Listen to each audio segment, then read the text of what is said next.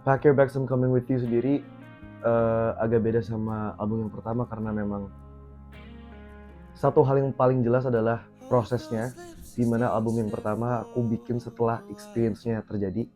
Tapi kalau Pack Your Bags I'm Coming With You, flow-nya lebih natural, right on the spot. Jadi kayak memang pas lagi ngalamin, lagi produksi juga. So that's why I said method acting, because it felt like I was truly living the experience while writing the songs. Jadi beneran secara bersamaan jalannya.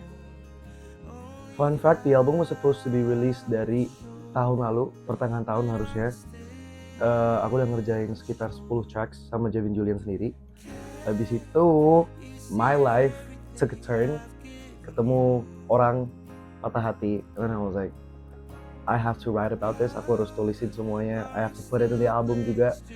Akhirnya butuh waktu lagi untuk produksi lagi, nulis lagi, ngelesain semuanya. Tapi karena nggak mau kehilangan masih rasa remaja, karena side A itu lebih anak remaja yang pingin ngawur aja, have fun, sedangkan side B itu lebih kayak serius and emotional, dan aku nggak mau kehilangan both moments. Jadi kayak side A karena memang masih lagi ngerasain, aku rilis duluan, lalu side B menyusul.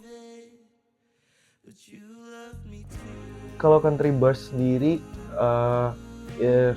itu aku pilih jadi lead single karena memang lagu dalam kurun waktu yang sangat lama ngerjain album ini, that was the song that made me feel like a musician again. Karena waktu aku ngerjain itu, aku balik lagi main sama gitar akustikku. Karena lagu-lagu yang disetel kan rata-rata electronic dance music, jadi kayak you don't really like play chords with it, even though you still do, masih ada chords yang pasti.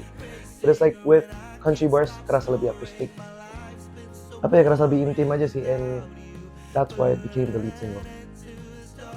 Sebenarnya kalau untuk dari tone dari Country Bars sendiri, emang sengaja dibikin warm, because yang ditulisin, cerita yang ditulisnya itu memang meskipun berujung tragis, momennya itu sendiri tetap masih, it's a beautiful moment that I cherish, and aku memang mau capture momennya tetap warm meskipun beberapa lirik dan beberapa kata-kata di lagunya sendiri lebih ke ngena daripada memeluk. Kalau dari orang-orang terdekat sendiri sih pada bilang kalau album ini itu yang paling apa ya, very personal, karena meskipun hasilnya ada depan mata, ada beberapa itu nggak dengerin semua pas lagi proses pengerjaannya.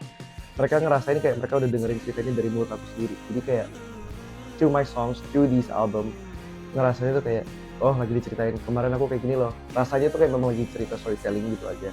Jadi aku move on from that person and the whole experience sendiri udah cukup lama. I'm on a new chapter in my life, jadi dengerin kata-kata itu keluar dari aku sendiri, aku cuma kayak, oh kayak people really do change and people really do take takes the best parts of their life at that moment. Dan aku ngerasa kayak, I don't know, I just think it's unique, kayak orang-orang yang berkembang, and I appreciate the honesty that came out of my mouth years ago, a couple of months ago even, but